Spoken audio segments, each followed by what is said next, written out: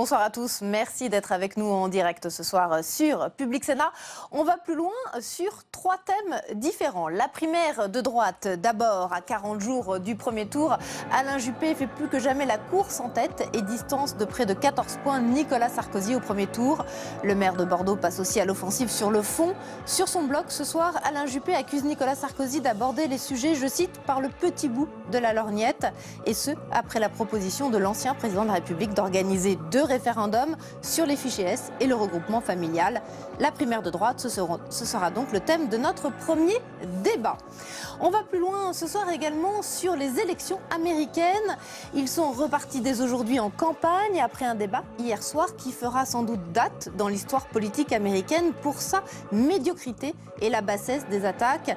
Affaibli ces derniers jours, Donald Trump a contre-attaqué notamment sur le plan personnel, mais il est lâché par de nombreux responsables républicains, notamment aujourd'hui encore par Paul Ryan, le responsable des Républicains au Congrès.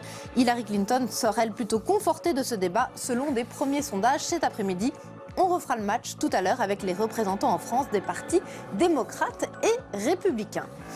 Et puis enfin, dans notre grand entretien ce soir, nous réfléchirons à la laïcité avec un spécialiste, Philippe Portier, qui occupe la chaire Histoire et Sociologie des laïcités à l'École des Hautes Études. Il sort un livre sur les religions en France, un ouvrage éclairant alors qu'il semble parfois difficile de faire cohabiter ensemble des convictions religieuses différentes. Voilà donc pour le programme ce soir. Merci à tous d'être en notre compagnie. Et je vous propose, avant d'accueillir nos premiers invités, de faire un tour d'horizon de l'actualité aujourd'hui avec ce condensé d'actu proposé ce soir par Mounir Soussi.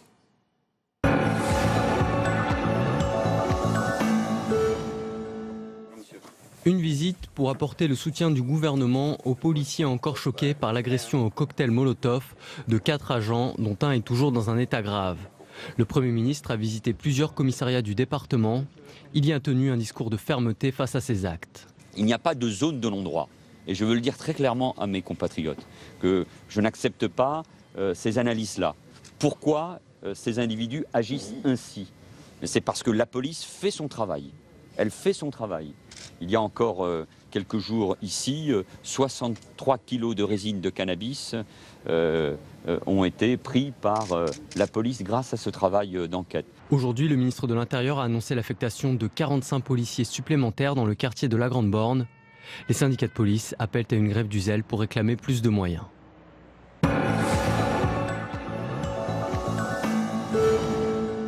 Sur l'essentiel, c'est-à-dire les moyens mis à disposition de nos forces de sécurité, les moyens ont diminué, contrairement à ce que dit la gauche. Il faut arrêter de raconter des mensonges. Je pense que la question qui a été posée par les Républicains, de la crédibilité du ministre de l'Intérieur, du Premier ministre, est vraiment posée.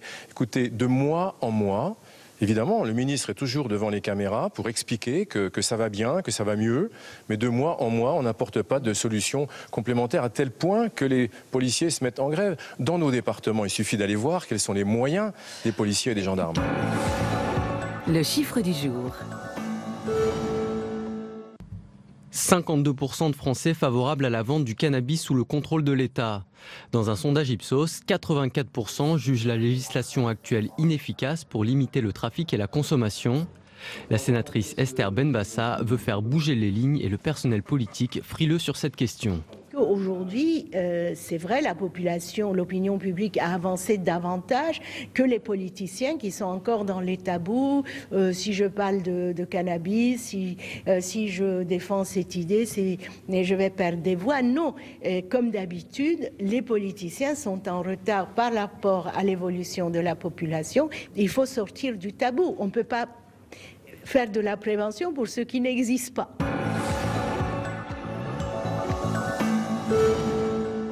Après des années de polémiques, la première salle de consommation de drogue a ouvert ses portes à l'hôpital Lariboisière de Paris. Cette salle d'injection est réservée aux toxicomanes majeurs qui viennent consommer leurs propres produits. Du personnel médical supervise la prise de drogue et fournit du matériel pour limiter les risques sanitaires. Cette salle de shoot ne devrait pas longtemps rester la seule du pays. Un projet est actuellement en discussion à Strasbourg. Diplomatie. L'opposition à l'ONU entre France et Russie va-t-elle s'inviter à Paris? L'inauguration prévue le 19 octobre prochain par Vladimir Poutine du centre spirituel orthodoxe dans la capitale devient un enjeu diplomatique. François Hollande s'interroge en public sur l'opportunité de recevoir son homologue à cette occasion. Le veto russe au Conseil de sécurité contre une résolution française pour stopper les frappes aériennes en Syrie dégrade les relations entre les deux pays. La Russie, encore une fois, est un grand pays, mais là nous avons un désaccord et nous devons le dire et en même temps nous devons continuer à parler parce que nous ne nous décourageons pas à trouver une solution qui ne peut être qu'une solution politique et une solution de paix.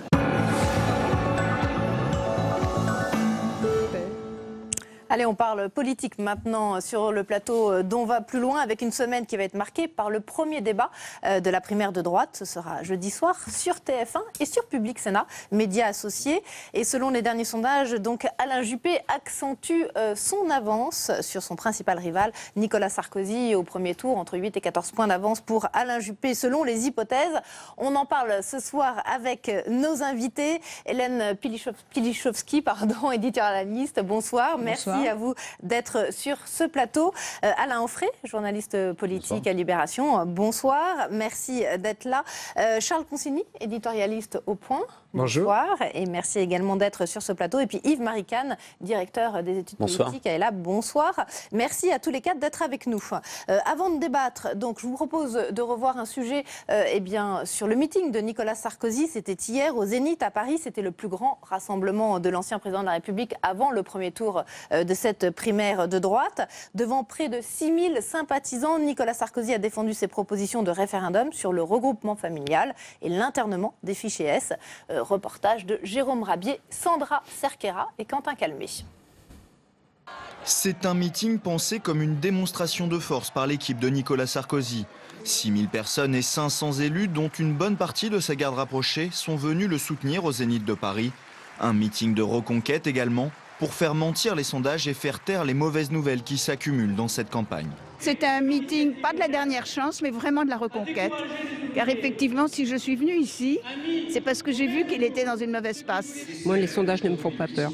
Je suis pour Nicolas Sarkozy, je suis sûr qu'il va gagner.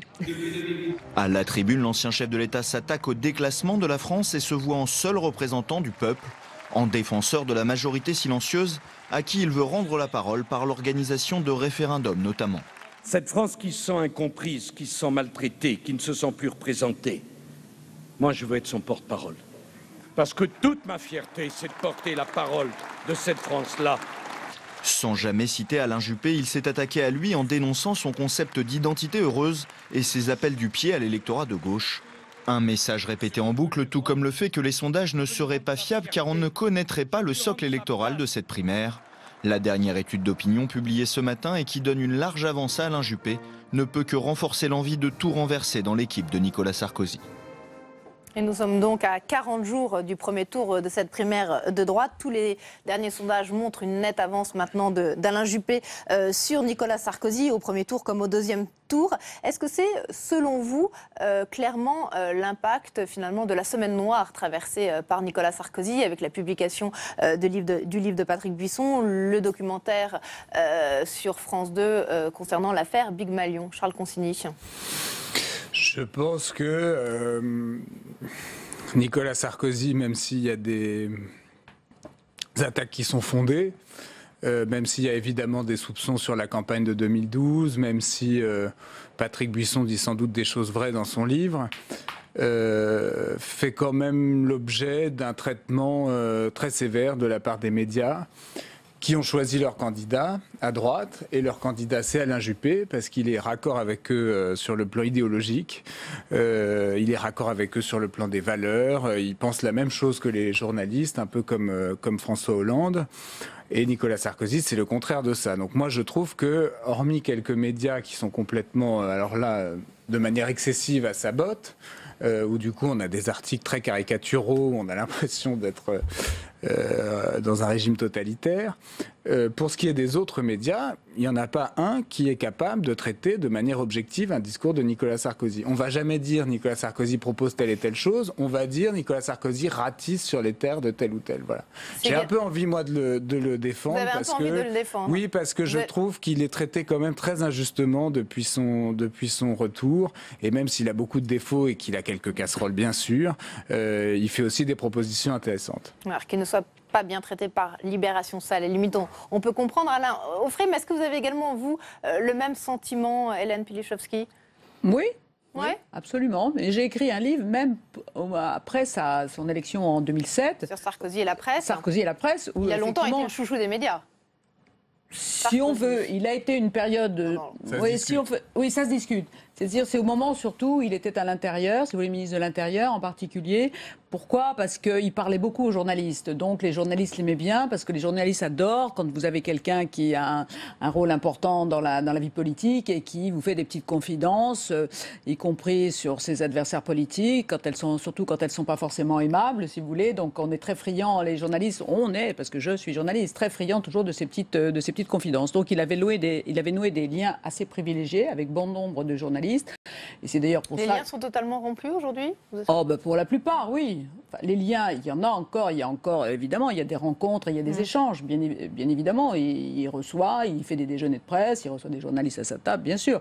Mais c'est vrai qu'il est quand même, on peut dire, quelque part, même victime d'un très mauvais traitement des journalistes. C'est très mal vu d'être sarkozyste. Vous savez, si vous défendez Nicolas Sarkozy, on vous regarde d'un air un peu méprisant en disant elle est un peu simple d'esprit, c'est pour ça qu'elle trouve du talent à Nicolas Sarkozy. Ça veut dire, si vous dites un peu ça, qu'il n'est plus crédible dans ses propositions, Alain Aufray. Non, moi je trouve ça sympathique et même un peu héroïque d'être sarkozyste par les temps qui courent.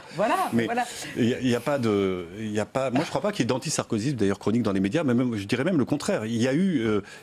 d'ailleurs, les sarkozystes, souvent, lorsque Nicolas Sarkozy est revenu, là, en 2014, etc., expliquer, regardez un peu, il prend la lumière, il attire les journalistes, il y a des caméras partout dans les restaurants. C'est faux. Non, c'est complètement on vrai. ne voyait que des séquences où il était très peu à son avantage et on a cessé de dire « Ah non, ça c'est faux, il était mal accueilli ». En tout cas, à mon avis, par exemple, c'est pas de l'antisarkozysme que de faire remarquer que lorsqu'il vient, alors que ça va très mal, dans les sondages, qu'il vient proposer un référendum sur l'immigration notamment, qu'il ne fait que refaire ce qu'il a fait en 2012, au mois de février 2012, lorsqu'il a essayé déjà de relancer sa campagne, même chose, sur les mêmes sujets. Et d'ailleurs, ce qui est amusant, c'est que Buisson, dont on parlait tout à l'heure, et dont on disait du bien, Buisson explique qu'entre 2007 et 2012, il a en vain proposé à Nicolas Sarkozy de les faire vraiment, les référendums, ce qu'il n'a jamais fait, évidemment. Donc le référendum n'est qu'un argument électoral, c'est une évidence. Hein, il a déjà démontré. Juste un mot. Vous faites exactement ce que j'ai dit tout à l'heure, c'est-à-dire, au lieu de vous demander si par hasard ce référendum ne peut pas être fondé, si par hasard on ne peut pas remettre en question la politique migratoire française. Si ces référendums sont tout simplement constitutionnels aussi. Déjà, oui. S'ils sont faisables. Oui, alors ça, écoutez, moi j'ai fait 5 ans de droit, j'ai regardé la question, j'ai fait du droit constitutionnel, il ne m'apparaît pas que ce référendum soit inconstitutionnel. Je ne pense pas que décider de la politique migratoire d'un pays, ce soit contraire à une quelconque constitution, ou alors c'est une constitution suicidaire. C'est le calendrier qui est contesté.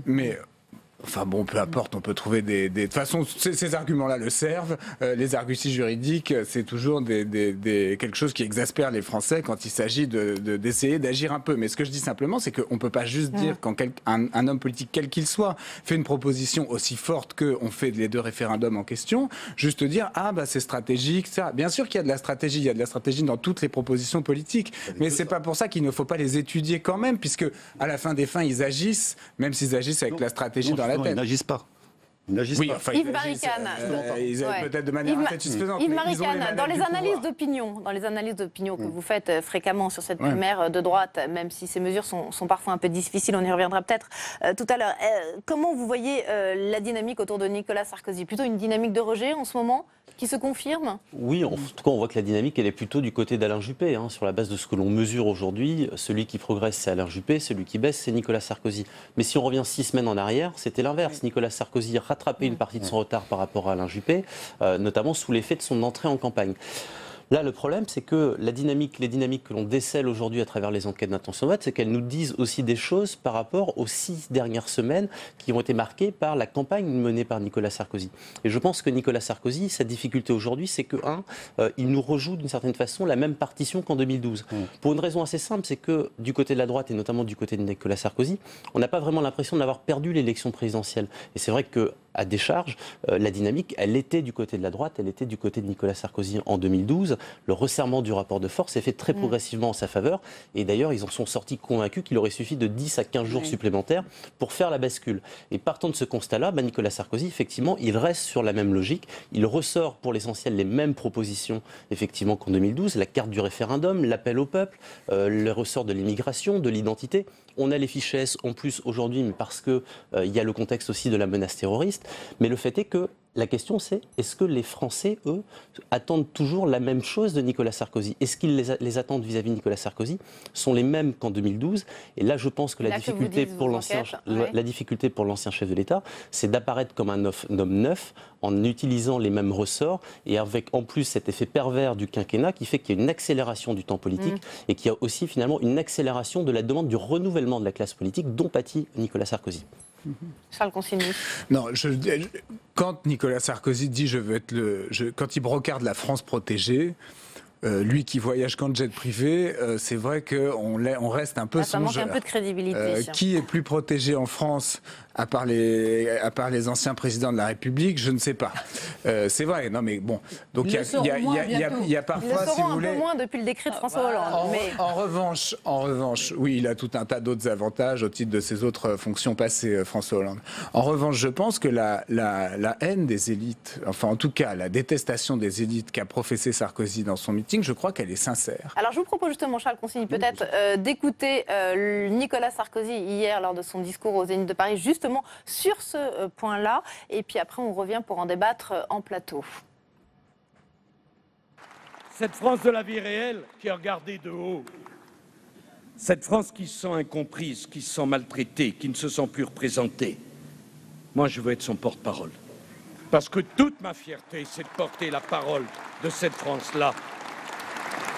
Je veux parler au nom de cette majorité silencieuse qui ne manifeste pas, qui ne bloque pas, qui ne revendique pas et qui pourtant a bien des choses à dire.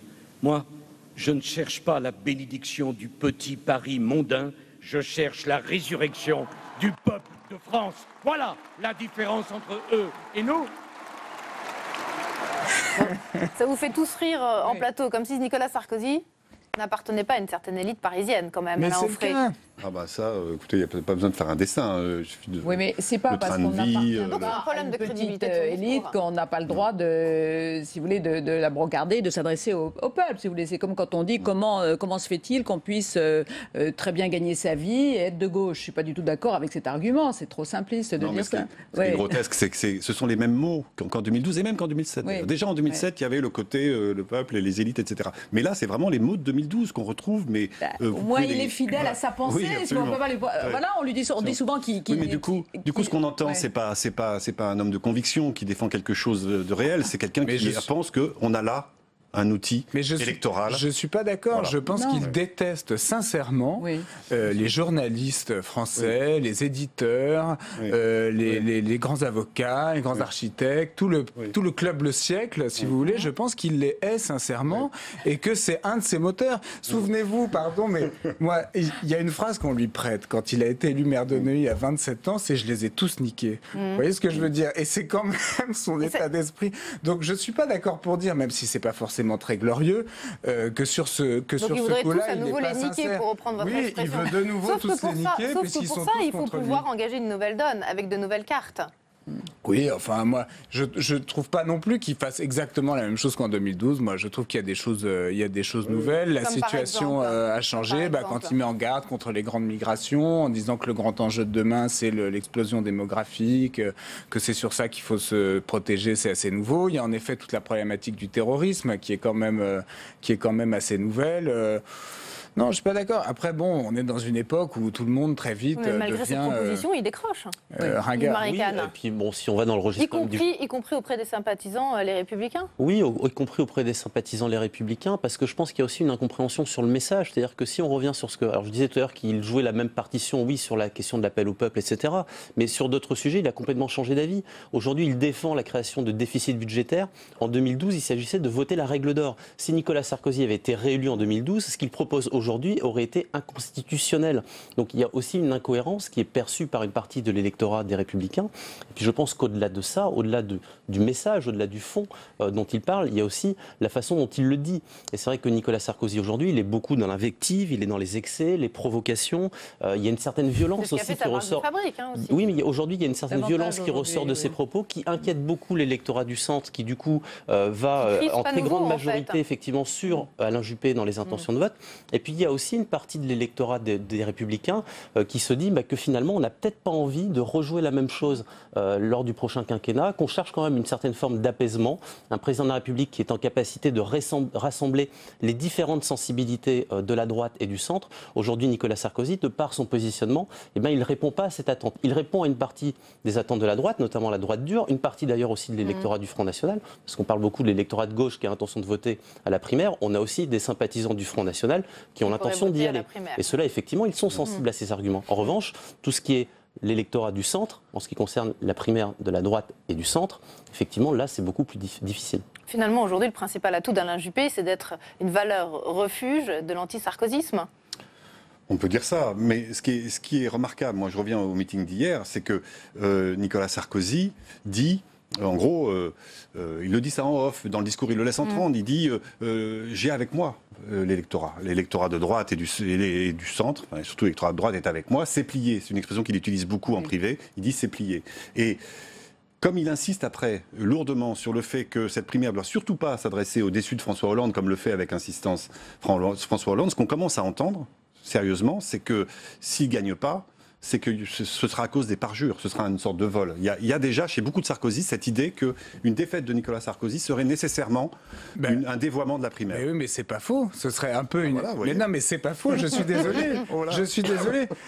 Non, mais je dis pas qu'il faut interdire aux gens de gauche d'aller voter à la primaire, mais enfin, écoutez, Nicolas Sarkozy avait quand même un mérite, c'est que dans un pays où le clivage droite-gauche s'était totalement estompé au profit de la gauche, qui dominait culturellement, ça a été dit par plein de gens, par plein d'intellectuels, y compris de gauche. L'hégémonie culturelle de la gauche, c'est une vieille thèse et c'est une réalité. Moi, j'observe quand même, mais il n'y a pas de droite ou de gauche pour l'observer. Alain Juppé est quand même beaucoup plus imprégné de valeurs de gauche, d'un discours démocrate chrétien, social-démocrate, on l'appelle comme on veut. C'est un peu nouveau. Ce que je veux dire, c'est que... De positionner Alain Juppé quand même sur l'échiquier politique plutôt au centre-gauche. Il l'a revendiqué lui-même. Oui, mais il a longtemps quand même incarné l'homme politique de droite, Alain Juppé. Oui, enfin, moi je trouve plus du tout maintenant. Mais avec l'âge, malheureusement, les gens s'adoucissent, s'apaisent et finissent par voir sous un jour trop favorable des réalités plus dures que ce qu'ils perçoivent. Moi, je trouve juste que Sarkozy avait le mérite de ressusciter un peu le clivage entre la droite et la gauche et que, sous l'effet de la candidature Juppé, ce clivage s'estompe de nouveau. Et je pense que ça n'est pas sain pour le débat politique. Bien sûr que oui, bien sûr que oui. Ah non, pas tant que ça. Moi, je pense qu'effectivement, il y avait un désir. Il y a même eu un désir d'union nationale. Vous verrez quand ce sera Marine Le Pen, Juppé, s'il n'y a pas ce clivage. La preuve, il y en a un qui s'engouffre dans ce désir de Français, effectivement, de passer outre ces vieux clivages. Macron. Absolument, Macron. Les gens détestent qu'il y ait une action pendant un quinquennat, pendant 5 ans, et que la majorité suivante, les dirigeants qui arrivent après... Non, mais laissez-moi finir. Les Français sont lassés de ce clivage. Ils se disent, on construit pendant 5 ans, on fait confiance à quelqu'un, et l'équipe qui arrive derrière n'a de cesse, finalement, de balayer tout ce qui a été fait auparavant. Donc, je crois qu'il y a un vrai désir de changer les hommes, de balayer les clivages, et effectivement, de trouver un autre mode de gouvernance. On va parler un peu d'Alain Juppé Juppé qui a riposté Nicolas Sarkozy aujourd'hui sur son blog sur le fond avec une tribune intitulée « Du bon usage du référendum », tribune dans laquelle il accuse Nicolas Sarkozy d'aborder les sujets, les problèmes, je le cite, par le petit bout de la lorgnette. Des propos qu'il a réitérés ce soir sur BFM. Je vous propose d'écouter Alain Juppé et après vous réagissez. Le référendum, il est dans la Constitution, c'est un acte solennel qu'il faut utiliser sur des sujets solennels. Le général de Gaulle l'a utilisé sur la Constitution de 58, il l'a utilisé sur l'élection du président de la République au suffrage universel, il l'a utilisé sur la décentralisation, mais ça lui a pas... Oui, mais c'est un grand sujet, sur l'indépendance de l'Algérie. Jacques Chirac l'a utilisé sur la Constitution européenne, ça ne l'a pas servi non plus. Voilà, on fait un référendum sur des questions majeures. Et surtout, ce que je ne comprends pas très bien, c'est qu'on le fasse le jour des élections législatives. On va focaliser tout le débat des législatives sur 2 ou 3 questions au détriment de questions de fond. Quelle politique pour établir le plein emploi? Quelle politique pour lutter contre le réchauffement climatique? Quelle politique pour que la France soit en pointe dans la transformation numérique? Tout ça, ça va être l'enjeu de la présidentielle et des élections législatives. Alors ne brouillons pas le débat par ces référendums qui ne prendraient, je l'ai dit, c'est vrai, le problème que par le petit bout de la lorgnette. Voilà le petit bout de la lorgnette d'Alain Juppé. Alain Offray, vous voulez réagir? Il veut manifestement pas se laisser donner des leçons de gaullisme par Nicolas Sarkozy. Je trouve qu'il est assez convaincant, en tout cas sur un point, c'est quand il dit que le référendum, ça doit traiter de sujets majeurs et pas des 10 000 personnes concernées par le regroupement familial chaque année sur les 200 000 immigrés qui arrivent en France, qui est quand même très marginal, et surtout pas non plus sur cette affaire de fichier S, puisque chacun sait, c'est ce que dit Fillon, c'est ce que dit Copé aussi, qu'il y a d'autres moyens d'incarcérer éventuellement les fichiers S réputés dangereux, parce qu'on peut dire qu'ils sont dans une logique d'intelligence avec l'ennemi. Enfin, l'arsenal existe. Donc ce sont effectivement les deux sujets choisis par Nicolas Sarkozy pour le jour de l'élection législative. Il me semble que Juppé a raison de dire qu'ils ne sont pas du niveau d'un référendum de la Ve République. C'est vrai, moi je suis un peu d'accord avec ce raisonnement. En fait, Nicolas Sarkozy, il veut absolument être le champion de la lutte contre l'immigration qui fait peur à une grande partie de la population, et contre le terrorisme qui fait encore davantage des frayeurs. Bon, et il se dit, mais moi j'ai quelque chose, vous vous rendez compte, on parle, il ne se passe jamais rien, mais moi j'ai quelque chose que je peux vous sortir là de ma poche, et en 5 minutes, suffit en une journée, un vote, et le problème sera réglé, en disant là au moins je vais montrer que je suis le seul à proposer ça, donc je suis le seul à pouvoir régler le problème. Donc c'est vrai que ça ne peut pas tellement faire illusion, et je regrette moi personnellement pour Nicolas Sarkozy qu'il ait utilisé cette arme-là, parce que je ne pense pas que ça le grandisse dans le débat politique. Alors effectivement, il a son noyau dur qui lui sera toujours acquis, mais le noyau dur de Nicolas Sarkozy n'avait pas besoin de ces propositions de référendum pour lui être fidèle et pour voter pour lui. Et quant aux autres, ça fait douter un peu quand même de sa sincérité, et puis on pense qu'il utilise quand même le référendum de façon démagogique. C'est pas un outil de démocratie, le référendum. De fébrilité, de précipitation dans l'annonce. Et je pense que ça un peu précipité plus grand monde maintenant. De ces 2 référendums. On aura entendu. C'est possible, mais est-ce qu'il n'y a pas un peu de fébrilité dans le camp Sarkozy quand même? Non, mais ça, on peut les comprendre. Ils dévisent dans les sondages, donc bien sûr qu'il y a de la fébrilité. Moi, si j'étais lui, d'ailleurs, j'aurais pas proposé des référendums, j'aurais proposé directement les actions. Puisque de toute façon, les Français vont voter un programme à la présidentielle, sur le programme d'un candidat, puis sur le programme des députés. Donc quel besoin d'arriver ensuite avec 2 votes de plus? Je pense que c'était pas la peine. Il aurait dû proposer directement les choses. Je propose d'arrêter le regroupement familial. Je propose d'interner les fichiers S les plus dangereux. Il le fait pas. Déjà. Oui, pas exactement. La nouveauté, c'est le référendum. Voilà. La nouveauté, c'est le référendum. Bon, sans doute, c'est pour marquer le coup. Il cherche à reprendre la main, effectivement, du côté de Nicolas Sarkozy. On est conscient qu'effectivement, ça patine. En tout cas, ces derniers jours, ces dernières semaines, ça a plutôt patiné. Donc, il s'agit effectivement de reprendre la main, Qu'est-ce qui patine dans vos analyses? Est-ce que c'est sur le personnage Nicolas Sarkozy ou c'est sur le fond des propositions? Je pense que le fond des propositions plaît à une partie de l'électorat potentiel à la primaire. C'est l'électorat issu des sympathisants les Républicains, une partie de l'extrême droite qui a l'intention aussi de donner de sa voix à l'occasion de cette primaire. Mais dans le même temps, ce positionnement finalement très à droite, il effraie une partie de l'électorat du centre, donc l'électorat de la droite modérée, de l'UDI, du MoDem, qui eux ne se retrouvent pas dans ces propositions-là. C'est la primaire de la droite et du centre, donc ils sont aussi légitimes que les sympathisants républicains à participer à cette mesure. En tout cas, des électeurs UDI, des électeurs électeurs modem, il en reste. Mais ça n'existe pas, le centre. Peut-être que les forces militantes sont peut-être Charles Consigny réfute totalement l'existence du centre. Mais en tout cas, il en reste et on le retrouve le centre, il existe à Paris 11e, dans les magasins bio, où des gens qui ne se lavent pas les cheveux viennent acheter des graines. Vous avez des terres centristes depuis des décennies. Moi, franchement, oui, alors je sais qu'il y a certains... Non, mais je caricature exprès. Je pense, si vous voulez, que la crise économique... La démocratie chrétienne dans l'ouest de la France, c'est pas un mirage. C'est ce que je dis, ça existe dans certains... C'est pas Paris. Ça existe dans certains lieux. Elle a perdu des effectifs. La démocratie. Non, simplement, à mon avis, mais monsieur est sans doute plus qualifié que moi. Moi, je pense, pour sonder la population, moi, je pense que la crise a radicalisé les gens, que la crise économique a paupérisé beaucoup de monde et qu'en se paupérisant, ils se sont radicalisés politiquement, soit à droite, soit à gauche. C'est pour ça que je pense que on peut avoir un centre radicalisé. Oui, je me souviens plus quelle était la formule de Bayrou là-dessus. Bon, il y avait une formule assez drôle et Bayrou a quand même pas fait un score transcendant aux dernières élections. Moi, je crois pas trop au centre. L'UDI représente quand même pas grand-chose. Donc vous ne croyez pas à une nécessité d'apaisement de la société française ?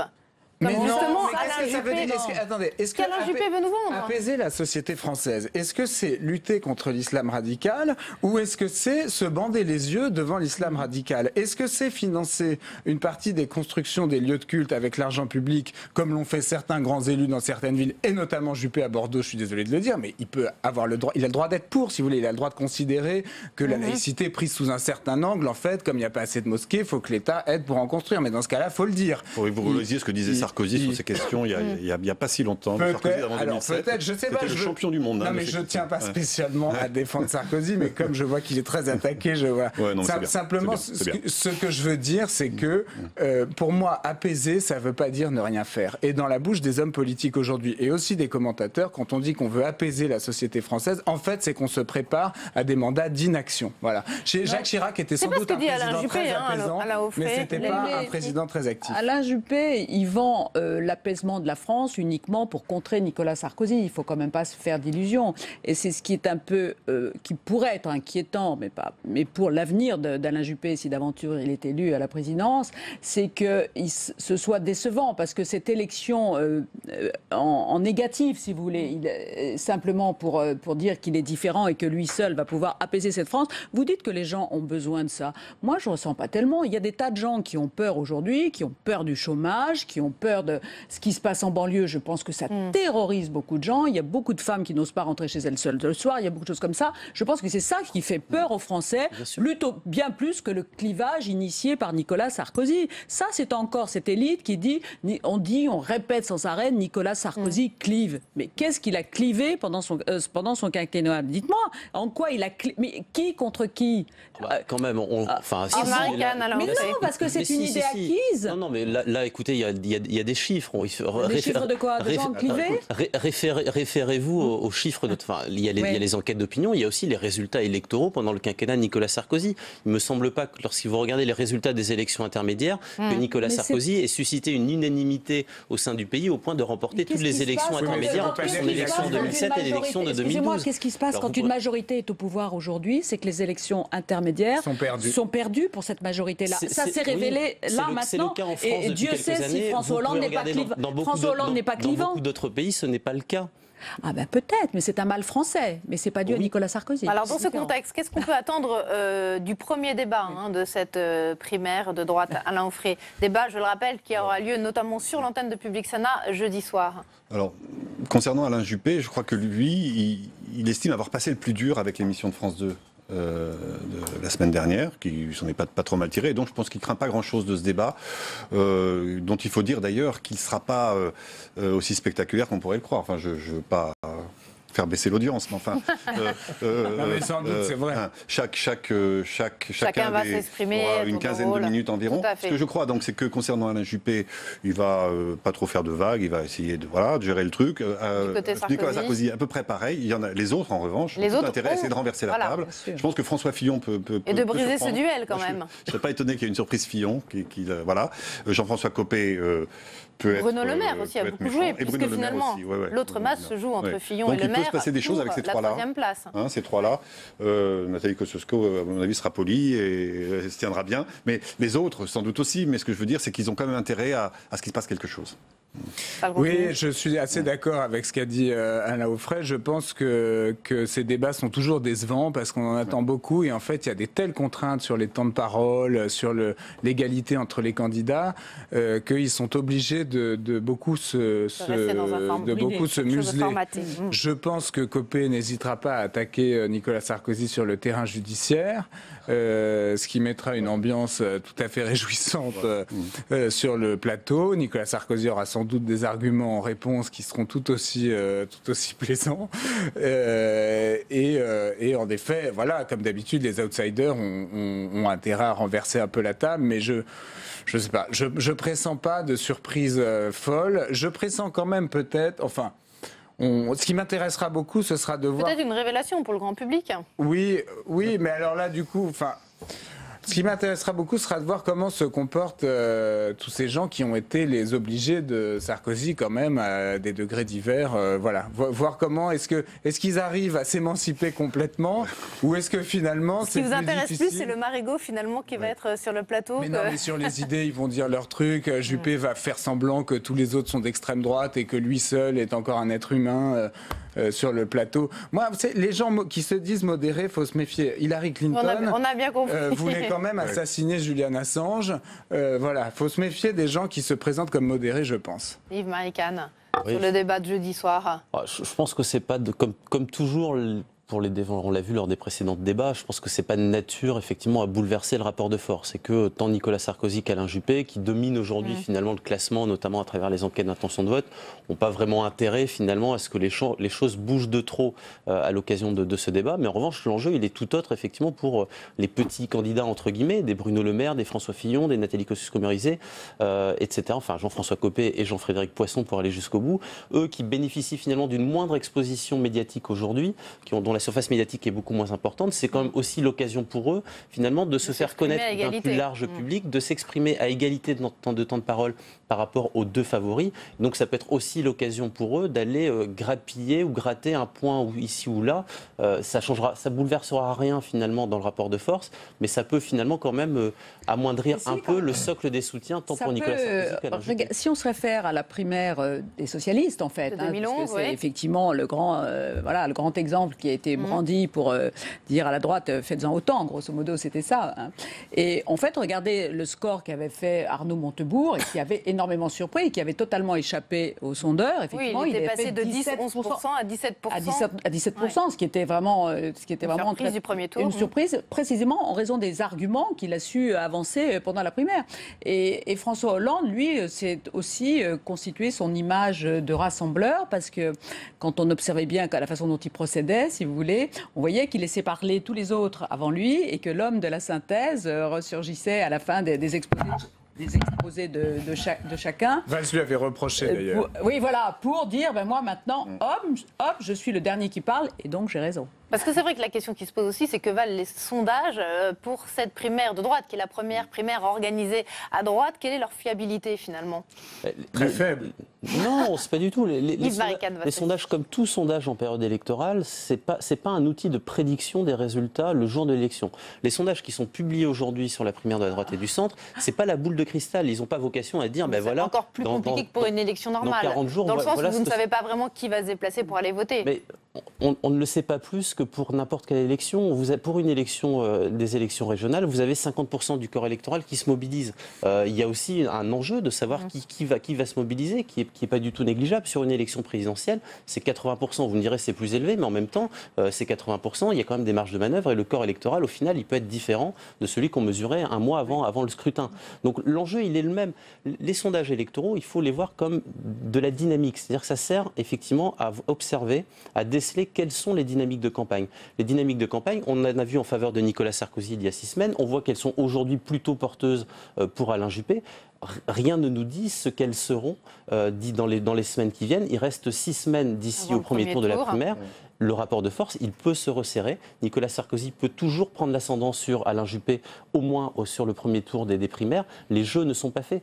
Il faut toujours garder à l'esprit qu'un sondage d'intention de vote, ce sont des intentions que l'on mesure. Oui, c'est pas l'usage qui en est fait, parce qu'on dit que les futurs votants vont se déterminer en fonction des sondages qui diront lequel est le mieux placé pour gagner. Les sondages, c'est un élément d'information. Il en va aussi de votre responsabilité d'éditorialiste et de journaliste que de faire la pédagogie aussi sur l'outil sondage. Il y a du travail à faire, parce que ceux qui sont complètement dévoyés, puisqu'on ne croit plus qu'au sondage. Comme j'essaye de le faire ce soir, si vous me laissez aller jusqu'au bout de mon propos.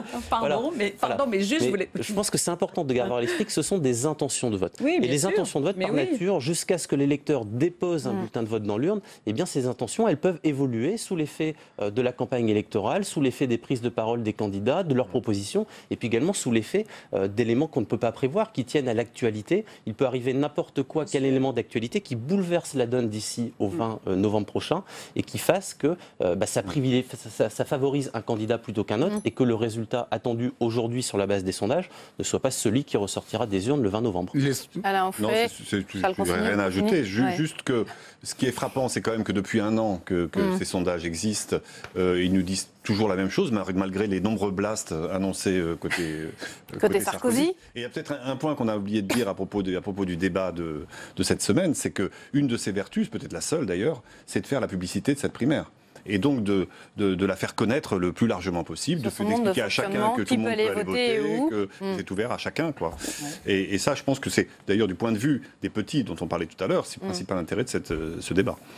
Non, simplement sur les sondages, moi je pense quand même que là où ils influencent un peu le choix des électeurs, c'est qu'ils ont, à mon avis, beaucoup affaibli Fillon et Le Maire, puisque tous les électeurs qui ne veulent pas que Sarkozy gagne ont un réflexe vote utile en faveur de Juppé. Donc Sarkozy se retrouve dans la situation paradoxale où il aurait plutôt intérêt à un score élevé de François Fillon, par exemple, ou à un score élevé de Bruno Le Maire, en tout cas que ces deux-là ne dévisent pas. Et d'ailleurs, il n'est pas dit que dans les semaines qui viennent, ils ne se débrouillent pas pour faire remonter l'un ou l'autre. De la même manière que les électeurs de... Il l'avait fait, souvenez-vous, en 2012 avec Mélenchon, il faisait monter Mélenchon exprès. Mais il était fort. Il disait beaucoup de bien de Mélenchon. Et il y a autre chose qui est que les électeurs de gauche qui voudraient voter Juppé, quelqu'un va bien leur dire quand même à un moment donné que si jamais ils votent Juppé, à la fin des fins, en tout cas ce que dit François Hollande, c'est que c'est l'adversaire qui le redoute le plus, Alain Juppé. Donc il faut qu'ils choisissent quand même aussi entre leur président ou perdre définitivement leur candidat de gauche. Vous voyez ce que je veux dire? Alors du coup, Nicolas, vous appelez les électeurs de gauche à voter Juppé. Ce que je veux dire, c'est que Sarkozy se retrouve dans la situation encore plus paradoxale, et là vous allez voir que je ne suis pas un militant Sarkozy, je reste quand même un observateur tout à fait neutre. C'est que il faudrait qu'il explique aux gens de gauche qu'il est le plus sûr de perdre face à Hollande. Vous voyez ce que je veux dire? Pour les dissuader d'aller voter Juppé, ça devient un jeu très compliqué. Ça devient un jeu compliqué à suivre. Yves Maricane, pour conclure. C'est vrai ce qui est dit. Les électeurs de gauche qui ont l'intention d'aller voter à la primaire, c'est en contre par rapport à Nicolas Sarkozy. Et puis avec cette idée qu'ils ne veulent surtout pas avoir à choisir entre Nicolas Sarkozy et Marine Le Pen au second tour de la présidentielle. Mais en fait, on parle pour les désigner d'électeurs stratèges. Sauf que ce sont de mauvais stratège, parce que le meilleur moyen de faire perdre la gauche à l'élection présidentielle, c'est qu'ils aillent voter pour Alain Juppé, parce que qui dit Alain Juppé candidat à la présidentielle dit qu'il n'y a pas de François Bayrou non plus candidat à l'élection présidentielle et que la qualification elle est quasiment assurée pour un Juppé. Elle pourrait l'être aussi très fortement pour Marine Le Pen, et donc effectivement qu'à tous les coups c'est la gauche qui est perdante. Merci. Oui, mais gagnante sur le plan idéologique, puisque Alain Juppé porte l'idéologie de la gauche. Merci à tous d'être venus débattre de cette primaire de la droite ce soir sur notre plateau. Je vous donne rendez-vous effectivement jeudi soir à partir de 20h pour une émission spéciale sur ce plateau autour du premier débat de la primaire de droite. La suite de votre émission maintenant, c'est le match des idées autour du débat Clinton-Trump hier soir. Un débat, vous l'avez peut-être vu, d'une rare violence verbale et personnelle sans précédent, même si les campagnes américaines sont beaucoup plus coutumières que nous de ce genre de dérapage. Alors on va refaire cette rencontre démocrate-républicain avec les représentants en France de ces deux partis. C'est juste après une courte pause. Restez avec nous sur Public Sénat. À tout de suite. Jeudi, dès 19h30, Public Sénat vous propose de suivre le premier grand débat de la primaire de la droite et du centre. Vous découvrirez les coulisses de l'émission, les dernières informations, le débat dès 21h et le grand débriefing en compagnie de Sonia Mabrouk, Delphine Girard et Michael Zamès. Le premier débat des candidats à la primaire de la droite et du centre, jeudi dès 19h30 en direct sur Public Sénat. La notion d'homme d'État est plus que subjective. Pour certains dirigeants, le débat est ouvert, on les qualifie plutôt d'hommes politiques, ou pire, de politiciens. Pour d'autres, la belle étiquette d'homme d'État s'impose. Il en est ainsi de Clemenceau, De Gaulle, Churchill, Roosevelt, Mitterrand, Mandela. Ils ont changé le monde. Ils ont rencontré l'histoire. L'histoire qui seule, avec le recul du temps, peut les juger. Mais qu'est-ce que c'est qu'un homme d'État ? Profession homme d'État, samedi à 22h sur Public Sénat. Dans cette primaire à droite, il est celui qui cogne. Après avoir pris des coups lui-même dans l'affaire Big Malion, il est revenu dès que la justice l'a blanchi. Mais cela nourrit-il son envie de revanche? Jusqu'où critiquera-t-il Nicolas Sarkozy? Et comment a-t-il conçu les thèmes de sa campagne? Très à droite, décomplexé. Cette semaine, nous déshabillons en tout bien, tout honneur, Jean-François Copé. Déshabillons-les demain à 18h45 sur Public Sénat. Le match des idées maintenant dans On va plus loin. Merci d'être avec nous sur Public Sénat. On va refaire ensemble le match, le débat hier soir aux États-Unis entre Hillary Clinton et Donald Trump avec les représentants en France de ces deux partis américains. Paul Rhine, bonsoir. Bonsoir. Merci d'être avec nous. Vous êtes le vice-président des Republicans Overseas.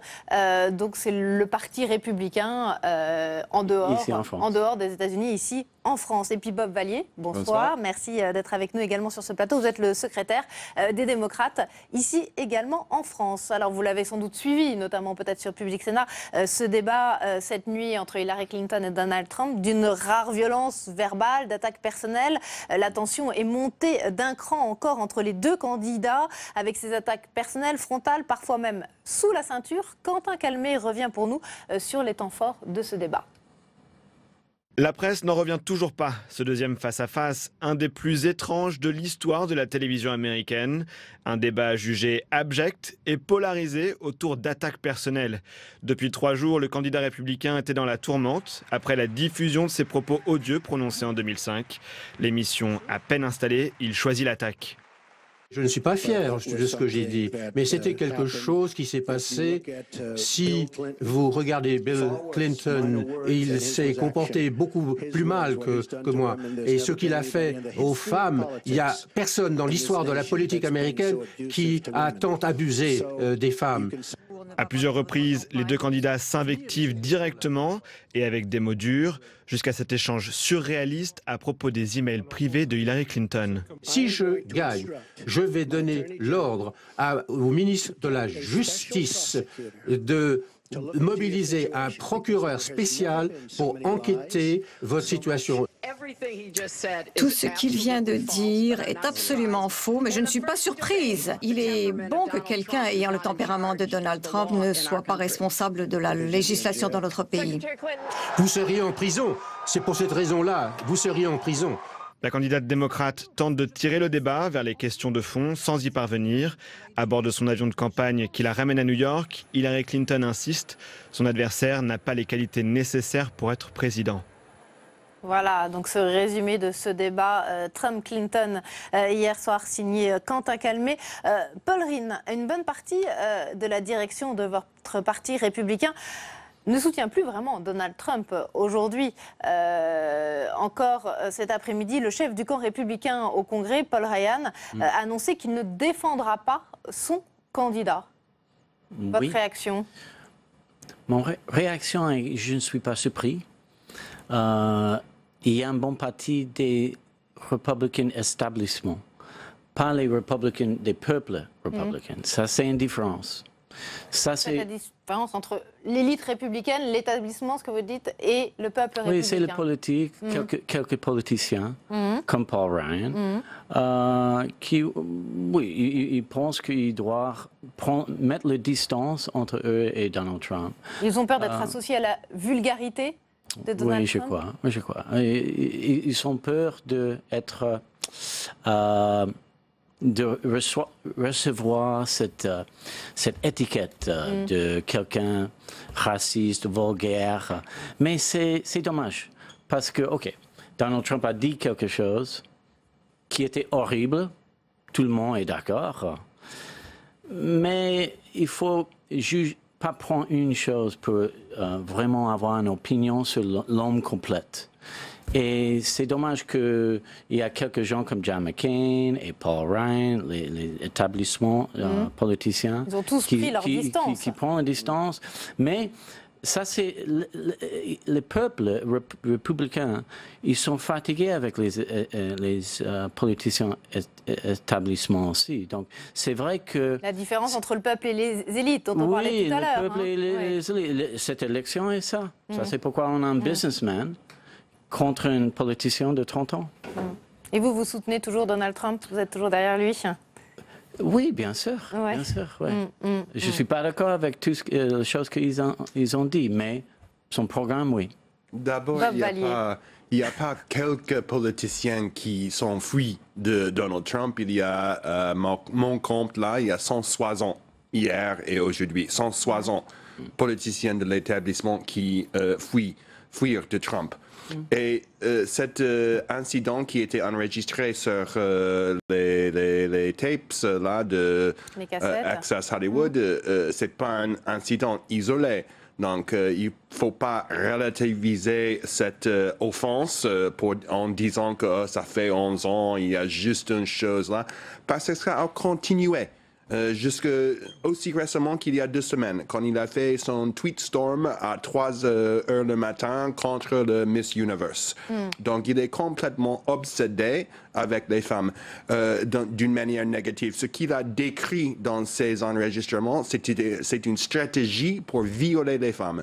Donc, c'est pas... Mais hier soir, Hillary Clinton, en tant que femme, elle aurait pu finalement lui donner peut-être le coup fatal à Donald Trump. Elle n'a pas su le faire. Hein. Oui, donc je crois que pour moi, la grande déception de ce débat est que Hillary avait quelques occasions assez fatales pour terminer Trump. Et pour quelques raisons, elle a choisi peut-être de ne pas le faire. C'est-à-dire qu'on attend le 3e débat pour le coup de grâce. Je peux dire pourquoi. Allez-y. On n'a pas eu un succès parce que pour la première fois, il y avait un républicain qui a lancé les contre-attaques contre Hillary. Normalement, c'est le républicain qui prend le chemin haut et pas le bas. La première fois, ça date depuis 30 ans, les attaques républicaines contre Hillary. Mais jamais sur un débat comme ça, jamais sur un plateau comme ça, devant des millions de gens, 100 millions de gens, jamais. Et il y a contre-attaque avec force et il y a contre-attaque avec l'effroi. Et avec des mensonges. Non, pas les mensonges. Et ça, c'est pourquoi elle était un peu choquée. On n'avait pas les bonnes réponses et c'était évident.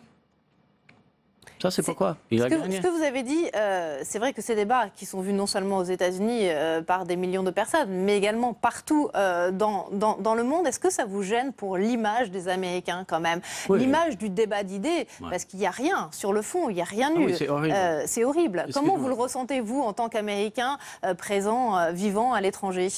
D'abord, je suis tout à fait embarrassé d'avoir Trump comme nominé pour le bureau du président des États-Unis. Que le parti républicain, la base républicaine a sélectionné ce monstre, c'est vraiment une honte pour nous qui habitons à l'étranger. Nous sommes des ambassadeurs. Nous qui habitons à l'étranger sommes des ambassadeurs non officiels pour les États-Unis. Et pour passer tout notre temps en expliquant ce phénomène Trump, c'est tout à fait embarrassant. Par rapport à ce débat, c'est aussi un peu embarrassant parce que moi, personnellement, je voulais de substance. Je voulais écouter Hillary en disant que j'ai 3 points ici pour ce programme de politique sur l'environnement. J'ai 3 points pour réparer la situation avec Obamacare. Mais au-delà du phénomène Trump, on n'a pas l'impression qu'Hillary Clinton soit véritablement force de proposition très très forte et très innovante dans cette campagne américaine. C'est vrai que c'est un peu effacé par les propos de Trump. Trump, il dépend dans quelque façon sur les médias gratuits. Et pour avoir les médias gratuits, il faut cliquer, il faut chercher les articles, il faut passer les articles à social media. Donc, il faut avoir un titre qui est complètement incendiaire. Donc, chaque fois qu'ils disent quelque chose, c'est pour choquer, c'est pour provoquer. Et les médias, excusez-moi, donc ils mangent tout, ils partagent tout. Et c'est la campagne gratuite, effectivement, pour Trump. Alors justement, je vous propose de réécouter un extrait de ce débat, un extrait qui a été beaucoup réutilisé par les médias. On écoute Donald Trump et puis on revient après, on pourrait réagir en plateau. On peut s'intéresser à Bill Clinton. C'était bien pire et c'était des actes, pas des mots. Lorsqu'on a vu ce qu'il a fait aux femmes, personne dans l'histoire de la politique de notre pays n'a autant attaqué les femmes. Donc vous pouvez dire ce que vous voulez, mais Bill Clinton a maltraité des femmes. Et Hillary Clinton a attaqué ces mêmes femmes de manière vicieuse. 4 de ces femmes sont présentes ici aujourd'hui. Madame Clinton évoque des mots qui ont été prononcés il y a 11 ans. Mais je pense que Madame Clinton devrait avoir honte de ses propos. Voilà, ça s'appelle, Paul Rhin, peut-être banaliser la violence verbale en politique, les attaques personnelles. Oui, parce que on parle. La chose que Bob a dit est que c'était horrible que Trump était le nominé et c'est embarrassant tout ce qu'il dit, mais on ne parle pas souvent de toutes les choses que Hillary dit. Hillary dit les choses, elle était une politicienne. Donald Trump n'est pas un politicien. Elle dit les choses avec un sourire très, très bien préparé. Mais elle dit les choses très, très méchantes. Elle dit que Donald Trump, depuis 1 an et demi, elle dit que Donald Trump est un raciste. C'est vrai. Voilà, parce que c'est vrai, évidemment. Un raciste. Parce qu'il n'a pas prononcé des propos racistes. Non, non, il n'est pas un raciste. Elle disait, juste avant cette clip, et donc, il fait les contre-attaques parce qu'il est obligé de se défendre. Par exemple, elle a dit qu'il parle horriblement sur les African Americans aux États-Unis. Qu'est-ce qu'il disait contre les African Americans? Il disait que dans les grandes villes, il y a des problèmes. Il y a des pauvres, il y a des crimes, et on doit faire quelque chose pour les African Americans. Elle dit que ça, c'est horrible de parler comme ça. C'est pas raciste, c'est la réalité. Donc, quand elle dit les choses avec une sourire... Black Lives Matter, alors, les supporters de Trump, quand on propose de discuter Black Lives Matter, le mouvement social Black Lives Matter qui met l'accent sur la violence contre les Noirs, la réponse est toujours « Oh, bah, toutes les vies, mais all lives matter ». Donc, il y a une sorte d'aveuglement par rapport à la race, par rapport à la situation raciale aux États-Unis et surtout parmi les supporters de Trump. Juste parce qu'il dit « All lives matter », c'est pas raciste. « All lives matter »,« Blue lives matter ». Black Lives Matter, Blue Lives Matter. Surtout cette guerre contre la police aux États-Unis. Ça, c'est embarrassant. Ça, c'est embarrassant. Je vous propose maintenant peut-être d'écouter Hillary Clinton. Puisqu'on a écouté Donald Trump, on va pouvoir écouter Hillary Clinton dans un extrait du débat, toujours la nuit dernière. Ce soir, j'ai vu ce à quoi je m'attendais. Et c'est pour cela que la première chose que j'ai dite lors du débat de ce soir, c'est ce que je répète depuis le mois de juin. Donald Trump n'a pas l'expérience pour devenir le prochain président des États-Unis. Beaucoup de personnes le disaient avant, et désormais, je remarque que de plus en plus le pensent. J'ai été étonnée par cette avalanche de contre-vérités. Franchement, je trouve cela inimaginable que quelqu'un qui en est là où il est puisse enchaîner autant les mensonges. Voilà, c'est Hillary Clinton dans son avion après le débat et non pas pendant le débat. C'est vrai que Donald Trump, il a un peu choisi comme ligne de campagne, il a érigé son ignorance comme preuve de sa non-appartenance aux élites. Un petit peu ce que vous disiez tout à l'heure, son ignorance des dossiers de fond, sa volonté parfois de ne pas vouloir aborder certaines questions de fond et de surfer comme ça pour ne pas donner l'impression d'appartenir aux élites. L'ignorance n'est pas une qualité. Donc, pour la présidence des États-Unis. Donc, de prétendre que, bon, bah, je suis hors le système, j'ignore tout. Donc, ça, c'est pas une bonne approche à ce problème. Le président des États-Unis, ça, c'est l'office le plus important, le plus puissant au monde. Et de dire que, bon, bah, j'ignore exactement qu'est-ce qui se passe dans le bureau, là, dans l'office, je connais rien sur le politique. Donc, c'est compliqué. C'est pas une chose facile à gérer les États-Unis. Et de dire que je suis ignorante, je suis pas politicien. Donc, ça, c'est sûr et certain que... Bon, bah, si j'ai une auto qui ne marche pas, je vais aller à une mécanique qui a la connaissance de réparer l'auto. Paul Rhin.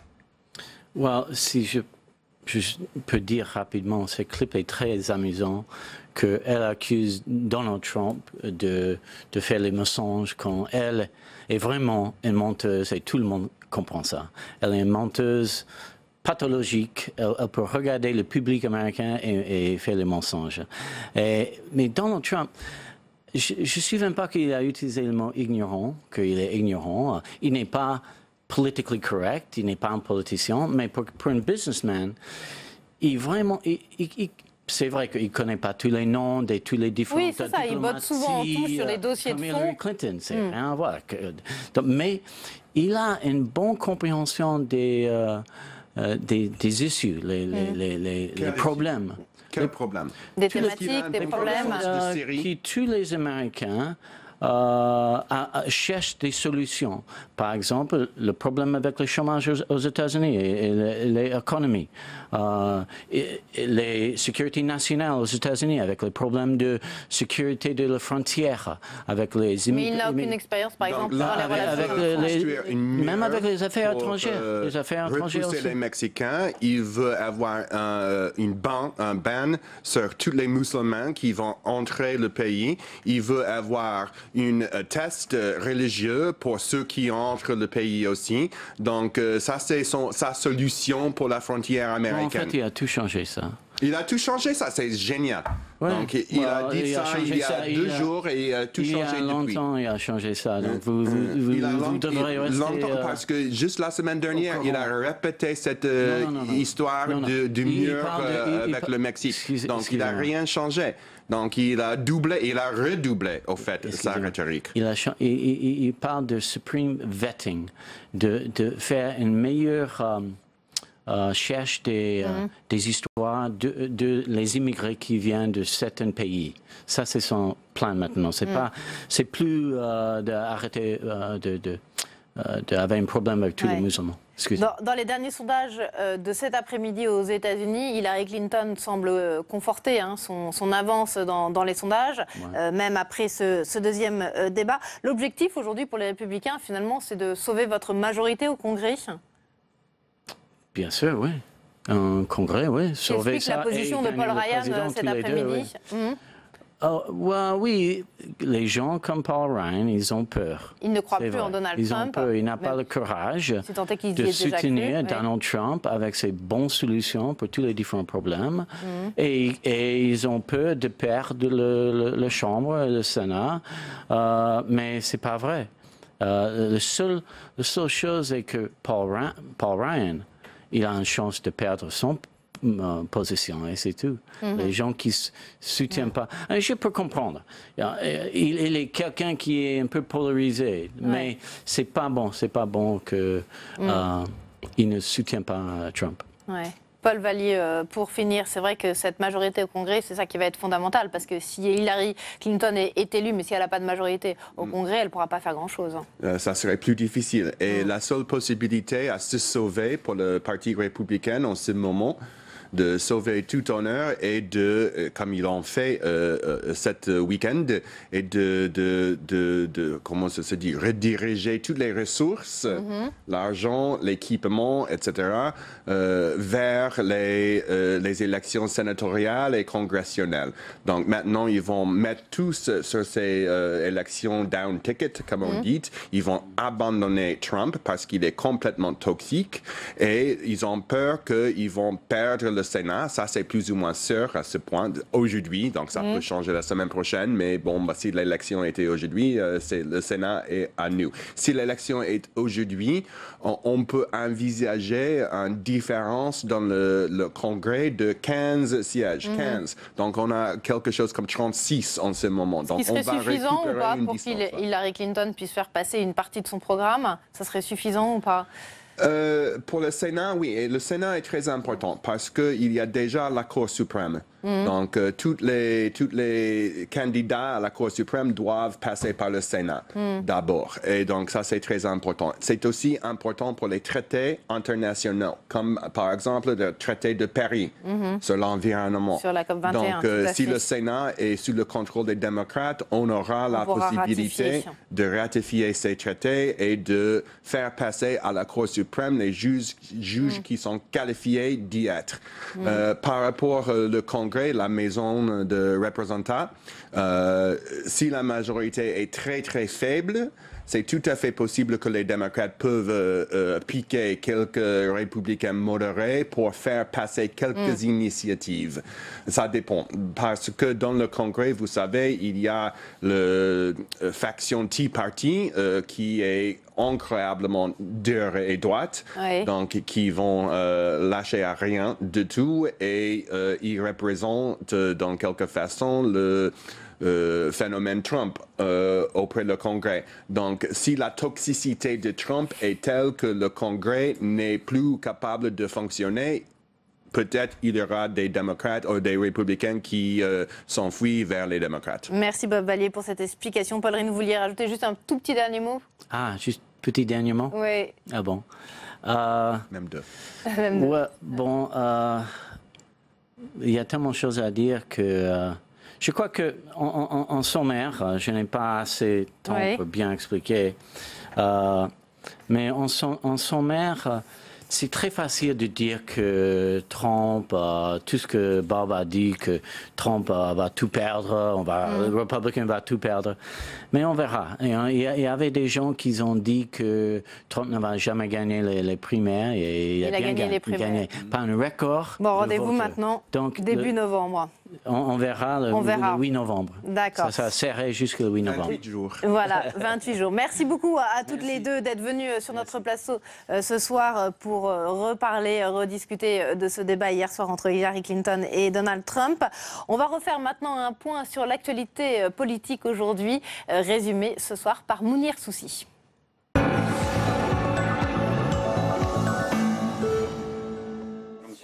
Une visite pour apporter le soutien du gouvernement aux policiers encore choqués par l'agression au cocktail Molotov de 4 agents, dont un est toujours dans un état grave. Le Premier ministre a visité plusieurs commissariats du département. Il y a tenu un discours de fermeté face à ces actes. Il n'y a pas de zone de non-droit. Et je veux le dire très clairement à mes compatriotes, que je n'accepte pas ces analyses-là. Pourquoi ces individus agissent ainsi? C'est parce que la police fait son travail. Elle fait son travail. Il y a encore quelques jours ici, 63 kilos de résine de cannabis ont été pris par la police grâce à ce travail d'enquête. Aujourd'hui, le ministre de l'Intérieur a annoncé l'affectation de 45 policiers supplémentaires dans le quartier de la Grande Borne. Les syndicats de police appellent à une grève du zèle pour réclamer plus de moyens.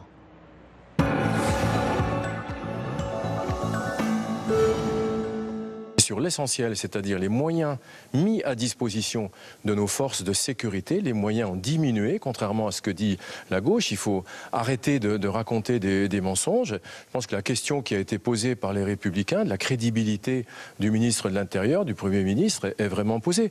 Écoutez, de mois en mois, évidemment, le ministre est toujours devant les caméras pour expliquer que ça va bien, que ça va mieux, mais de mois en mois, on n'apporte pas de solution complémentaire à tel point que les policiers se mettent en grève. Dans nos départements, il suffit d'aller voir quels sont les moyens des policiers et des gendarmes. Le chiffre du jour. 52% de Français favorables à la vente du cannabis sous le contrôle de l'État. Dans un sondage Ipsos, 84% jugent la législation actuelle inefficace pour limiter le trafic et la consommation. La sénatrice Esther Benbassa veut faire bouger les lignes et le personnel politique frileux sur cette question. Aujourd'hui, c'est vrai, la population, l'opinion publique a avancé davantage que les politiciens qui sont encore dans les tabous. Si je parle de cannabis, si je défends cette idée, je vais perdre des voix. Non, comme d'habitude, les politiciens sont en retard par rapport à l'évolution de la population. Il faut sortir du tabou. On ne peut pas faire de la prévention pour ce qui n'existe pas.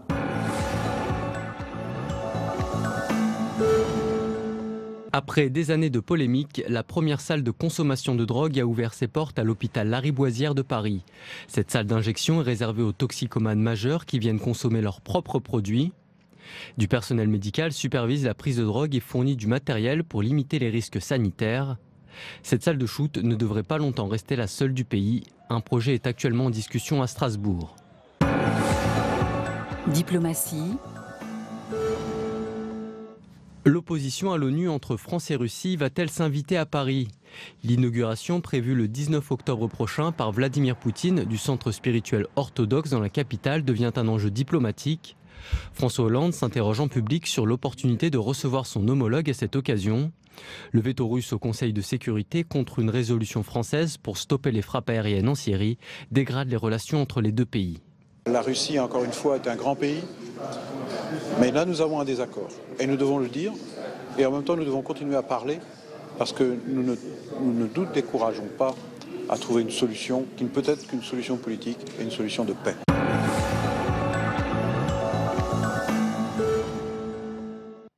Et la Russie, justement, fait la une demain de vos quotidiens. Je vous propose de découvrir ensemble cette revue de presse des unes des quotidiens demain, à commencer par Le Figaro. Poutine à Paris, les hésitations de Hollande. Le chef de l'État dénonce les crimes de guerre commis à Alep, mais il est embarrassé par la visite à Paris prévue le 19 octobre prochain de Vladimir Poutine, qui doit venir inaugurer la nouvelle cathédrale orthodoxe de Paris.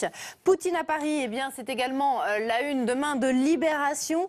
Comment l'arrêter? C'est bien sûr Vladimir Poutine, indifférent aux pressions et aux mises en garde diplomatiques. Il bombarde Alep massivement. Quelle menace agitée donc pour contrer Poutine à la une de Libé demain. Les Échos reviennent également sur la Russie, mais sur un autre point demain, puisqu'il s'agit du pétrole et du prix du baril de pétrole qui dépasse maintenant la barre des $50. Poutine et l'OPEP font monter les prix. C'est le dossier à lire dans les Échos demain. Et puis enfin, pour finir cette revue de presse, la une de Ouest France maintenant, avec le défi des migrants, le défi de l'accueil. Quel accueil pour les migrants. Dossier à lire dans Ouest France demain, avec également cet éditorial dans Ouest France de Philippe Lemoine. L'obligation de solidarité, un an après la photo du petit Elan. C'était il y a un an, une éternité. Un édito à lire demain dans Ouest France. Voilà pour la revue de presse. C'est l'heure maintenant du grand entretien dans On va plus loin ce soir, alors que certains politiques proposent un religieux moins visible dans la société, par exemple en interdisant les signes ostensibles dans les services publics, voire en proposant d'interdire le voile dans l'espace public. Replaçons ce débat actuel sur la laïcité avec un sociologue et un historien des laïcités. C'est notre grand entretien du soir.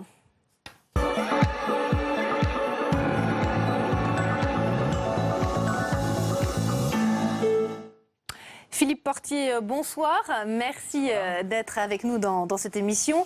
Je rappelle, je l'ai dit tout à l'heure, que vous êtes directeur d'études à l'École des hautes études. Vous êtes l'auteur de L'État et les religions en France. C'est une sociologie historique de la laïcité. Vous revenez dans votre livre sur les fondements de la civilisation française, entre tradition chrétienne et puis des influences qui sont multiculturelles. Et vous rappelez en introduction de votre livre cette citation de Tocqueville sur la passion de la religion en France. Tocqueville disait, cette passion de la religion est la première à s'allumer et la dernière à s'éteindre. On le constate effectivement chaque jour dans le débat politique. Voilà, c'est en quelque sorte une constante de la société française, cette idée qu'autour de la religion se noue toute une controverse, toute une délibération qui souvent prend des allures violentes. Dans le cadre de notre pays, ça avait commencé avec la Révolution française, ça s'est prolongé avec la Troisième République, et puis aujourd'hui, on assiste également à une sorte de réaffirmation de cette passion anti-religieuse. À quoi tient-elle, selon vous qui suivez ces questions de près? Alors, il faudrait faire une différence, bien sûr. Sur plusieurs siècles. Alors, il faudrait faire une différence, me semble-t-il, entre la période de la Troisième République, par exemple, où vous aviez un anticléricalisme extrêmement virulent qui se dirigeait, qui se fixait contre le pouvoir politique de l'Église catholique, qui, en effet, visait, au nom de l'intransigeantisme, à subjuguer l'ordre politique. Aujourd'hui, depuis les années 1980, nous y reviendrons sans doute, c'est davantage contre l'islam, l'Église catholique ayant rejoint la démocratie constitutionnelle, que se focalise en effet notre passion antireligieuse. C'est facile de travailler sur la laïcité aujourd'hui, tant les controverses politiques sont fortes. C'est très difficile. Et c'est très difficile parce que, précisément, le discours scientifique se trouve en quelque sorte percuté par le discours politique. De sorte que toute parole de sociologue ou d'historien se trouve, d'une certaine manière, remise en question par des acteurs politiques qui, souvent, ne veulent pas recevoir une parole qui est fondée sur des analyses de plusieurs années, et parfois même plusieurs dizaines d'années. Est-ce que vous avez été étonné de voir le débat sur les racines chrétiennes de la France ressurgir? Pas vraiment. Alors, vous savez que la question des racines chrétiennes de la France est un vieux thème de notre oui, ça date débat. Pas des années 2000. Hein. Pas du tout. Oui. C'était quelque chose qu'on voit apparaître, au fond, après la Révolution française. La Révolution française s'affirme dans certaines de ses fractions au nom d'une tabula rasa, la table rase, la volonté de construire un ordre totalement nouveau. Et totalement égalitaire. Et totalement égalitaire. Et puis vous avez de l'autre côté, en effet, du côté par exemple d'un Joseph de Maistre, la réaffirmation d'un nécessaire enracinement de la France dans une chrétienté qui n'aurait jamais dû être reléguée de la sorte. Alors, dans les années 1990, on voit du côté de Philippe de Villiers, par exemple, réapparaître cette idée-là. C'est une idée qui fait souche. Peu à peu, elle s'étend du côté du Front National, du côté aussi de la droite classique, avant de trouver un certain point d'accueil aussi du côté de la gauche, qui n'hésite pas. Ce n'est pas uniquement un débat de droite. Hein. Ce n'est pas un... Alors au départ ça naît très clairement tout de même du côté de la droite. L'idée que la société française ne peut pas se passer d'un fond culturel religieux. Il se trouve que très vite, le monde des gauches se trouve également, à partir de la moitié des années 2000, marqué par cette idée que nous serions porteurs d'un héritage chrétien. Alors il faudrait évidemment avoir le temps d'expliquer pourquoi dans les années 1990 on voit réapparaître cette notion d'héritage chrétien qu'on avait vu surgir après la Révolution française. Je crois que ça relève essentiellement d'une crise de notre modernité. Une perte de valeur, de sens, volonté de retrouver des racines. Une modernité qui, hier encore, était marquée par ce qu'on appelle un régime d'historicité positive ou d'historicité progressive. Cette idée que demain sera nécessairement meilleur qu'aujourd'hui. Hélas, dans les années 1980, une crise sociale, économique, culturelle s'est abattue sur la France, dont nous ne nous sommes pas encore relevés, et qui appelle en effet l'idée de retrouver une identité, une mémoire, un patrimoine, et c'est ce que veut signifier, au fond, l'expression de racine chrétienne de la France.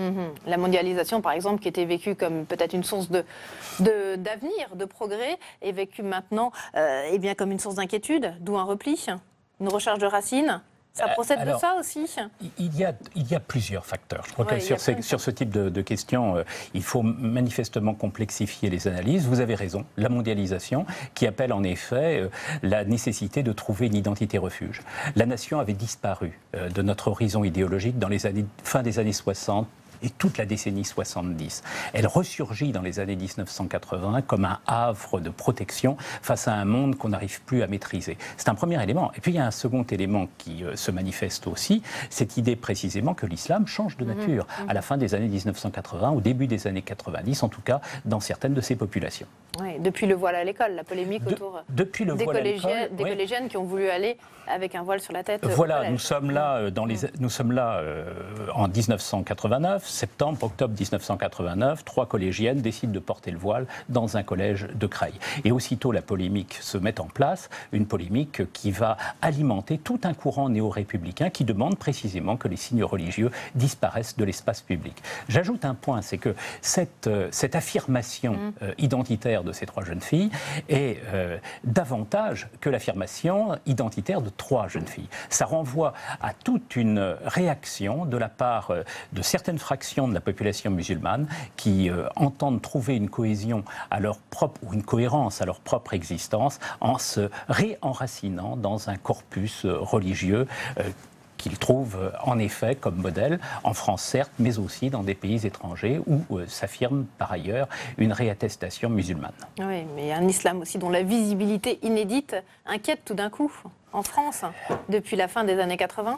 Alors, oui, inquiète. C'est-à-dire que, dans un premier temps, si vous voulez, quand on suit les études... un communautarisme qui monte. Le communautarisme étant en effet, au tout début des années 80, une notion qui apparaît. Elle n'existait pas auparavant, et elle apparaît dans ces moments-là comme l'indice d'une rupture d'une partie de la population française, mais musulmane, d'avec l'essentiel national. Ça, c'est un élément qui est tout à fait sensible dans ces années-là. J'ajoute un point, c'est que l'opinion publique a profondément évolué. Vous fixez le début, en effet, d'une distanciation à l'égard du monde musulman français au début des années 1990. Il faut attendre tout de même l'attentat des Tours Jumelles pour que l'on s'aperçoive que la population française est en train d'évoluer considérablement dans sa perception de l'islam. Dans les années 1990, on est dans une situation un peu moyenne. À partir des années 2000, on voit bien que la population française considère, et de plus en plus à mesure qu'on avance dans cette décennie, que l'islam est incompatible avec les valeurs de la République. Jusqu'aux derniers attentats en France. Alors, là, et à l'assassinat, par exemple, aussi du père Hamel, à Saint-Étienne-du-Rouvray. Ça ravive le débat. Ça ravive le débat contre l'islam et aussi sur cette idée qui a été beaucoup promue par la classe politique. Qu'en tuant le père Hamel, on a tué l'âme de la France. Vous vous souvenez de cette formule qui renvoyait précisément à cette idée que la France se définit par des racines chrétiennes. Ce qui, d'ailleurs, pose un problème du point de vue historique. Il faudrait préciser ce qu'on entend par racines chrétiennes, mais c'est en tout cas autour de cette notion que la controverse a pu prendre corps à ce moment-là. Est-ce que ce même débat existe chez nos voisins européens ?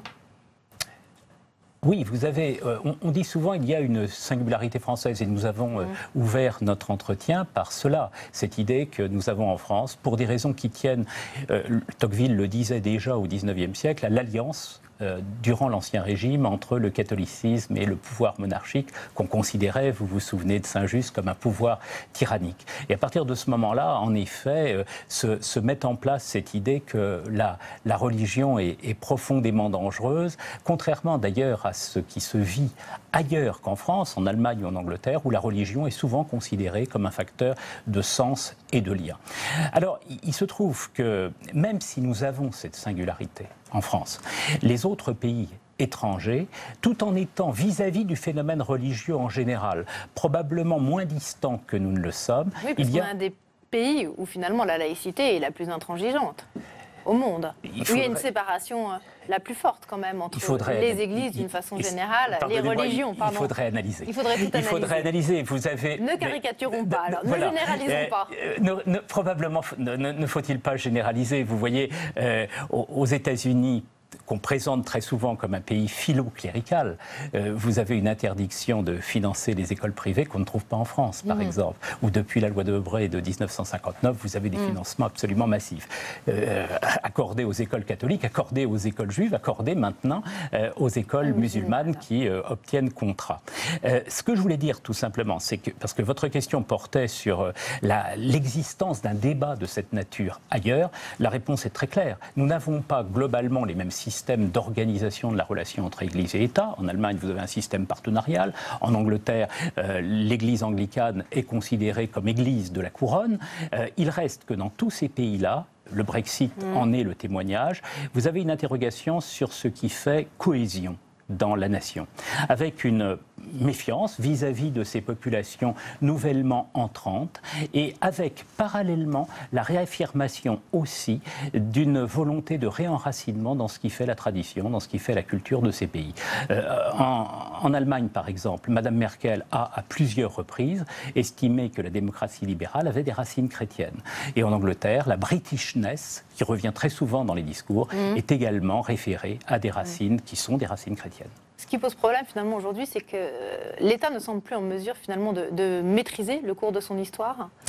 Alors vous touchez là quelque chose d'extrêmement important, je crois, et qui manifeste un basculement dans notre régime de modernité, qui explique d'ailleurs, pour une part, les phénomènes que nous rencontrons aujourd'hui. Il se trouve que la modernité initiale est une modernité qui accorde à l'État d'être l'instrument de la raison historique. C'est à partir de l'État qu'une société doit se construire et doit s'acheminer vers le progrès qui dessine finalement un horizon d'émancipation. Il se trouve qu'à partir des années 1970-1980, l'État se trouve très clairement frappé d'impotence matérielle et symbolique. Et c'est précisément parce que l'État se trouve frappé d'impotence matérielle et symbolique qu'on essaye, d'une part dans des discours religieux, d'autre part dans des discours du retour à la culture, de trouver une cohérence dans une société qui ne croit plus dans son devenir. Et aussi avec cette volonté peut-être de légiférer à tort et à travers pour essayer de contrer peut-être soit une religion musulmane qui veut prendre un peu trop de place.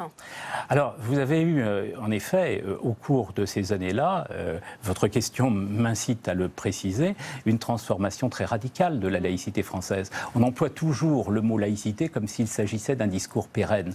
Lorsqu'on fait retour sur l'histoire, on s'aperçoit que la laïcité française est une laïcité profondément plastique, qui a évolué au cours de l'histoire. Dans un premier temps de son histoire, en une seconde, je le précise, nous sommes en 1905, Briand et Jaurès décident de mettre en place une laïcité libérale. L'Église chez elle, l'État chez lui. Et votre question m'incite précisément à dire qu'à partir des années 1970-1980, on entre dans une laïcité d'interaction, d'interpénétration entre la sphère politique, la sphère étatique et la sphère religieuse. Donc il ne faut pas revoir la loi de 1905, comme certains le proposent parfois, ne pas y toucher. C'est une loi, vous savez... Comme le disait Montesquieu, il ne faut toucher aux lois que d'une main tremblante. Il y a une adhésion très forte de la population à cette loi de 1905 et en même temps, par toute une série de dispositifs, elle se trouve très largement contournée par nos élites. Merci beaucoup Philippe Portier d'avoir été l'invité ce soir de notre grand entretien. Si on veut un peu préciser et surtout approfondir ces questions de la laïcité, eh bien on peut lire votre livre « L'État et les religions en France, une sociologie des laïcités ». C'est paru aux éditions des presses universitaires. Merci beaucoup d'être venu sur notre plateau ce soir. Merci à tous de nous avoir suivis. Et je vous propose maintenant de revenir sur ce qui a fait l'actualité aujourd'hui sur l'antenne de Public Sénat. C'est le best-of de la journée et il est préparé ce soir par Sandra Cerquera.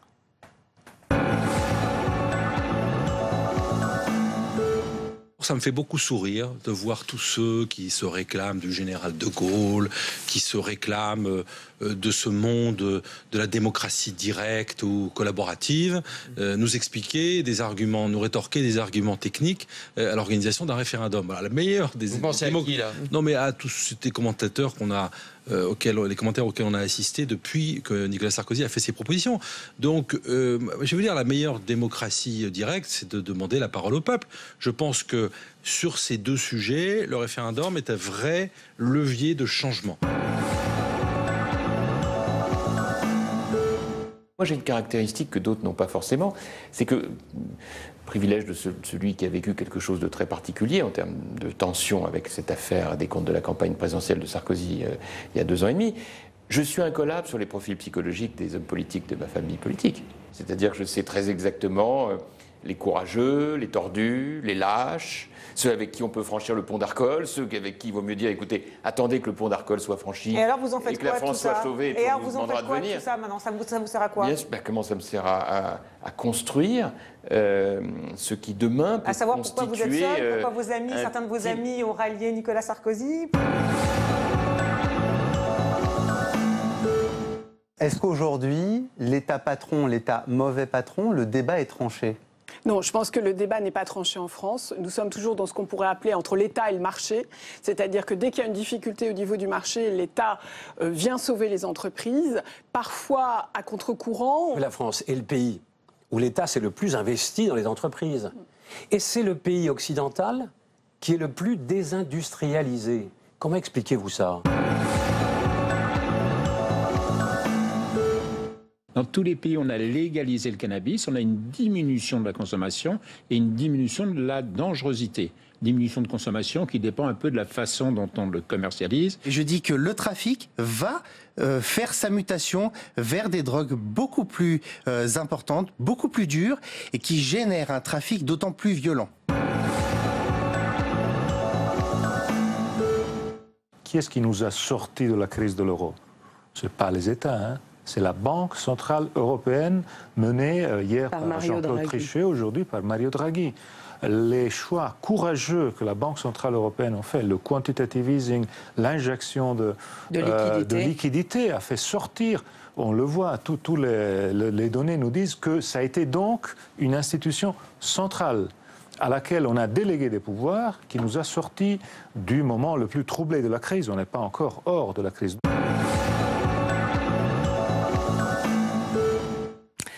Bonsoir à tous, merci de nous avoir suivis tout au long de cette émission. Demain, vous retrouvez à sa place habituelle Sonia Mabrouk qui avait une petite extinction de voix ce soir. Et puis rendez-vous à partir de demain matin, 8h dans notre matinale. L'invité de Cyril Viguier demain matin, c'est Louis Giscard d'Estaing. Très bonne soirée à tous sur notre antenne.